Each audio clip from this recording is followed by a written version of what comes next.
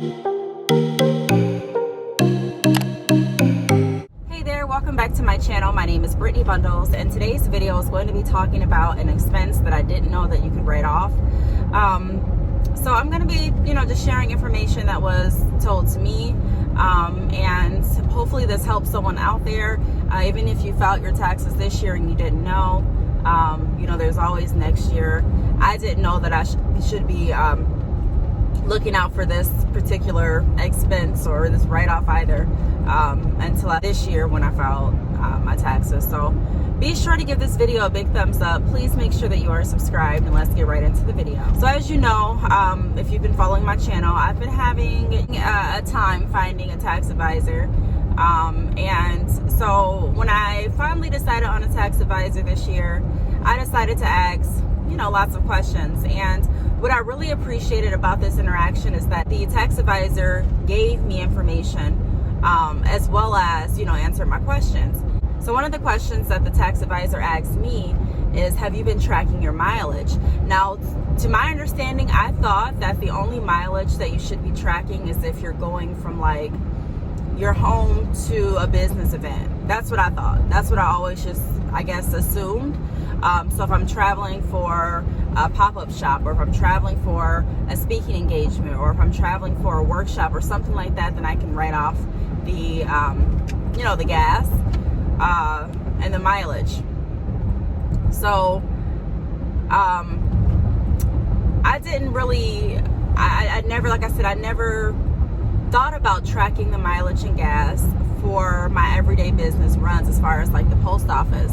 And so this time she was explaining that that's something that you definitely can write off. And I was like, whoa, coming from a brick and mortar location where it's I'm filing taxes on a physical salon, and then going to filing taxes strictly on your website, those are completely different.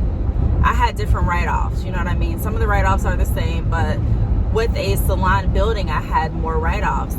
And so this year, I was trying to figure out, what else can I write off? Did I miss anything? And she brought that up to my attention. Have you been tracking the mileage from your post office runs when you mail out the hair? And I said, I haven't. So this year, that's what I'm going to be doing. I'm going to be tracking every time I go to the post office, and also the gas that it takes to get there. I don't know why I didn't think about that, but I'm sure there's other people out there that didn't think about it either, and that didn't know that they could write it off. So I'm just making this video to let you all know, if you are someone that is an online business and you're shipping products, keep track of your mileage, and also keep track of the gas that you're using to do your business runs. Another thing that I wanted to point out that I didn't really know is that you could count, because I said, can I count my internet service as a write-off, since I do use my internet in my home office for my business. And she asked, was your internet solely used for business purposes? And to be honest, it's not. I use my internet for more than just business. I use it for pleasure as well. Netflix, Disney Plus, just different things, you know what I mean? Like different things. I don't just strictly use my internet for just my work life. Now I do use a lot, majority of the time I am using it for work, but that's not the only time I'm using it. My children use it for gaming, and so I said no.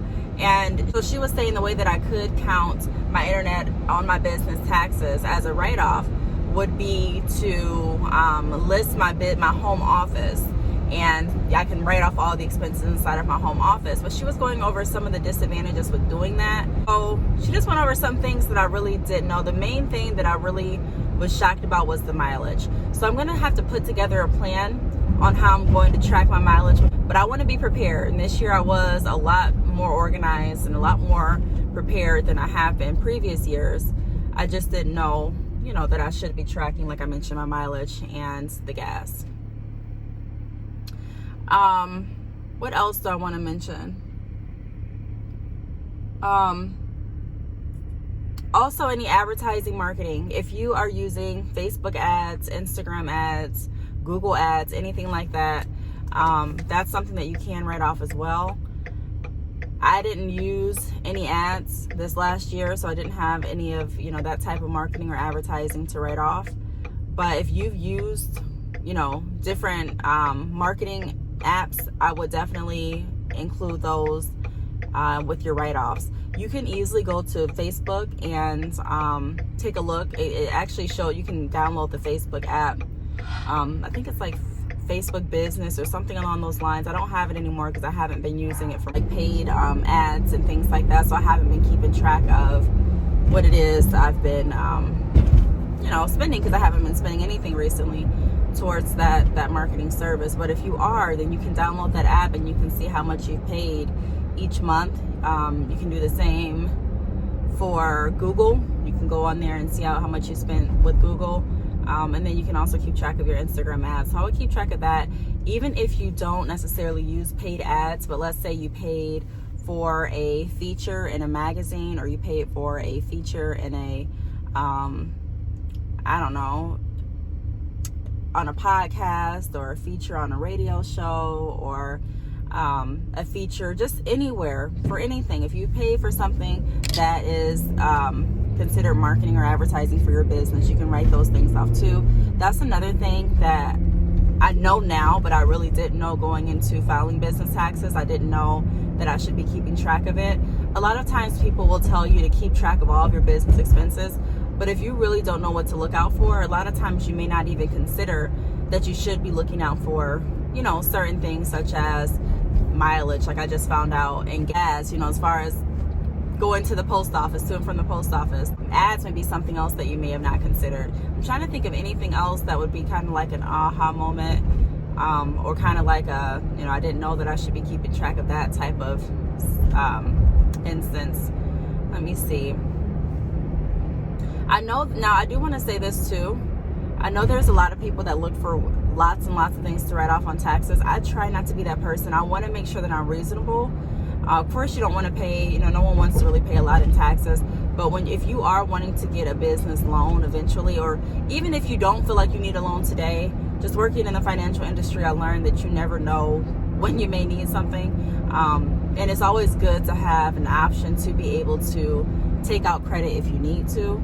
And so, in my opinion. And so one of the things that we looked for when I was a loan officer doing loans for businesses is we would look for the net income. So a business may have made $100,000 that year, but if they wrote off $80,000 of their expenses, we would only look at their business as netting $20,000. And so at that point, you would be able to, do the loan process and the application, and the debt to income a lot of times would be higher than the business owners anticipated, because they're looking at it from a standpoint of, I made $100,000 this year. But we're looking at it from a standpoint of you only made 20, because you touched 100,000, but if you spent out 80,000, then you're left with 20. And so at 20,000, it's going to be, your debt to income is going to be completely different than at 100,000 for your income. So keep that in mind. I know a lot of people don't think about that, but I always want to make sure that I'm taking into consideration how much I'm writing off. Just from a loan officer standpoint, again, I've mentioned this in other videos, every financial institution has different qualifications and different underwriting practices. But just, coming from my banking experience, that was one thing that really held a lot of business owners up, is the fact that they claimed they wrote off way too many expenses, and it ended up hurting them in the end. So be mindful of that. I want everyone to, and I'm including myself with this, I want to be able to be very knowledgeable about what it is we can write off, and some tips that would help us do better during tax time. But I also don't want to think of it one-sided, where I'm thinking only about saving as much money as I possibly can during this year of taxes, and I'm not thinking about the overall picture. How much is it actually going to show on paper that I made for this business, for this business, for this business?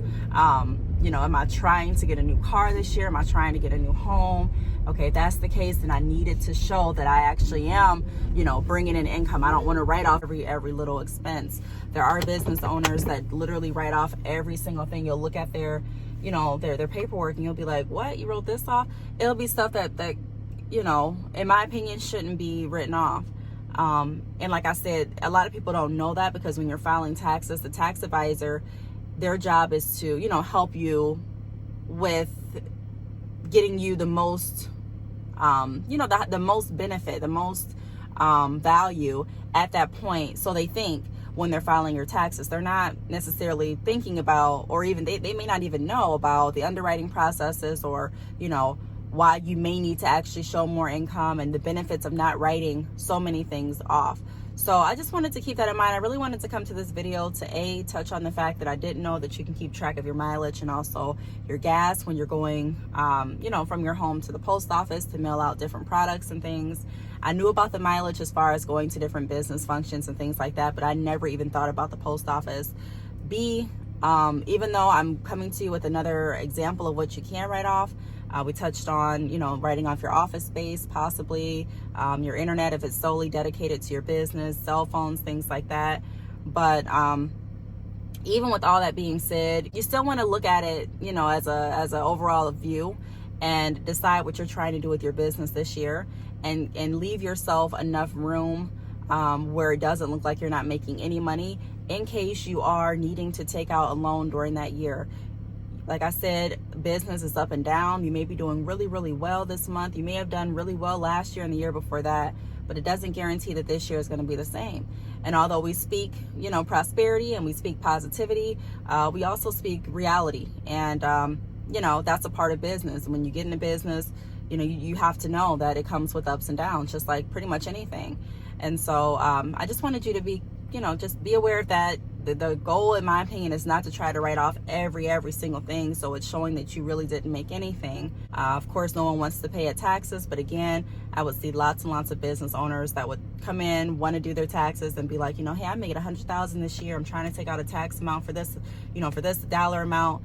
And then when it all was said and done, it showed a profit of, you know, maybe $10,000 or $15,000. And you're like, what? You mean to tell me you wrote off over $80,000 of expenses? And sometimes it's like that for businesses. But if it's not like that, and if you're literally just trying to think of anything you can, just think again that, you know, you may not want to do that. So I hope that this video helped. If you have any questions, leave them down below. Thanks so much for watching, and I will see you all in my next video. Bye.